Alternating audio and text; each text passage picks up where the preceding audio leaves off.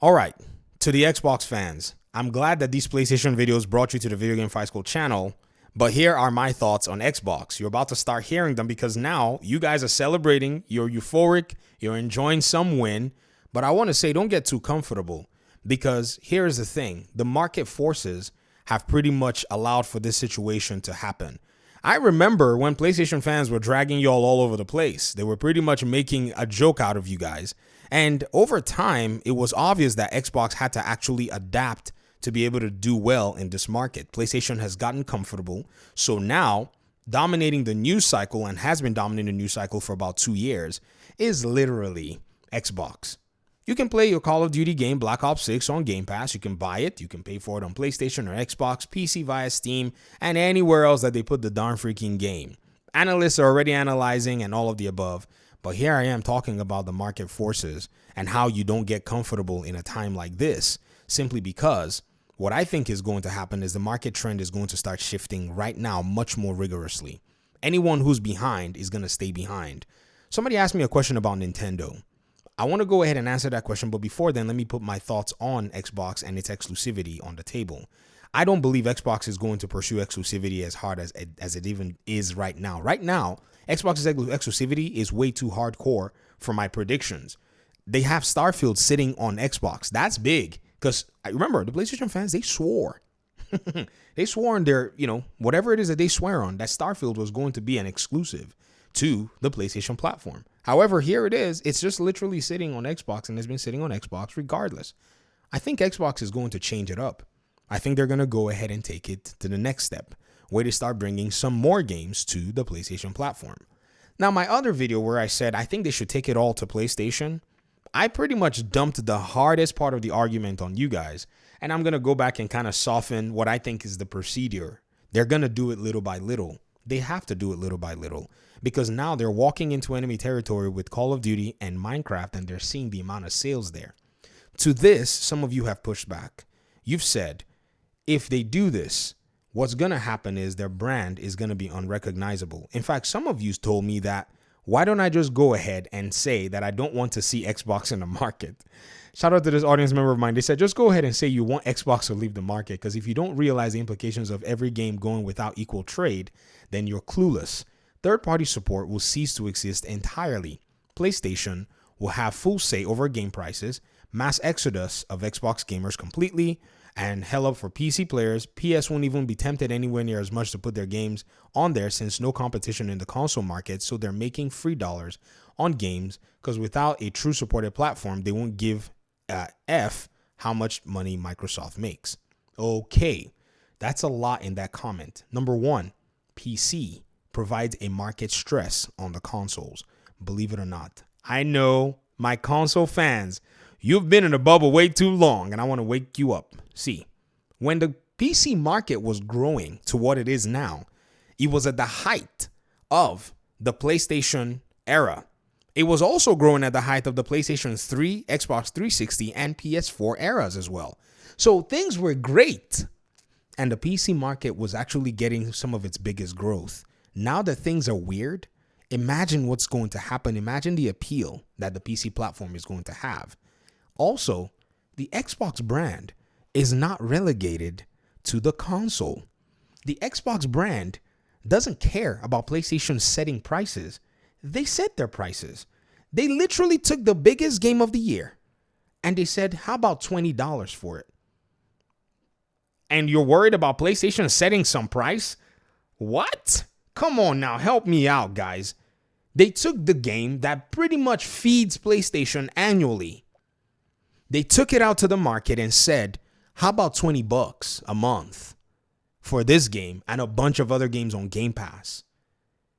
And you're worried about PlayStation fixing some price? Competition will take care of itself. You see, right now, PlayStation is just playing games like they're from a position of strength, but in reality, they don't have that strength to brag about. All they have is perception. You are buying into the perception that somewhere, somehow, PlayStation has access to this power that I don't see it having, simply because the market has bent and broken almost to the point where you can't recognize PlayStation anymore. You said prices? Let PlayStation dare raise the prices and then bring its own games to Steam to compete with third-party publishers, and then see how everyone is going to ignore their games. Oh, wait. Their games are already getting ignored. They took God of War Ragnarok to PC, and it got beaten by the Space Marine game into shreds. You see, you can't say that and not look at the market trends and see what's going on. Even if they make their games in their day one, the market on PC behaves differently. The gamers on there, they're not conditioned to the PlayStation paradigm of its single-player games. Even to the PlayStation and even the Xbox most played multiplayer games, the PC gaming audience is different. It's playing all kinds of other games that it's dialed into, that are suited for mouse and keyboard in a competitive sense, that are much more classic, that are much more traditional to the PC. So it does provide a market stress on PlayStation and Xbox. That market stress is why Xbox basically fell into the arms of PC all the way back in 2016. But Xbox haven't capitalized on exactly what it means to strategize and what it means to be, to adopt and be flexible is exactly why they are here today. So a supported platform, in quotes, is not what's needed. PlayStation is not even offering anything special. They charge you to play online. Everyone's going to run away. You can play their games. Everybody's going to run away. You can emulate the old games. Everybody's going to run to PC. You can play Xbox games on PC anyways. But Xbox has not tied its brand to the console anymore. I think what's happening is even the PlayStation and the Xbox gamers, they all fall into this trap. They consider gaming from the good old days where you have a console tied to the identity of the brand. Guys and girls, if the brand doesn't have money, its identity means nothing. You can't recognize it anymore. Ask Blockbuster what's going on. Ask Netflix what's going on. It's money in the bank that actually makes the brand. I've seen people say things like brand recognition, and I'm wondering to myself, is brand recognition being defined by something else? Isn't it being defined by the valuation of the company and the money that the company actually has in its cash reserves and all these other things? That's what the brand identity is. And yes, you said I'm looking at it from a corporate perspective, but it's also a realistic perspective. You can have brand and not have money to pay devs. You're cooked. That's just the reality. Now to Nintendo. Nintendo is also going to face the stress in the market coming pretty soon. I've seen Nintendo fans say, well, this is not going to be as hectic for Nintendo. But the reality, ladies and gentlemen, is people are now going to question why they're buying a handheld with this new Nintendo Switch coming out, when they can actually spend that money and buy other kinds of handhelds that give them access to a platform that they were never in, which is PC. It's just a question. I'm not saying they're going to go buy a PC handheld. They're just going to ask that question. That question alone is going to pump the brakes a little bit on the buyer's behavior. That's what's a market stress. That's a market force. As these PC handhelds continue to go down in price, that question now becomes when do I buy a PC handheld?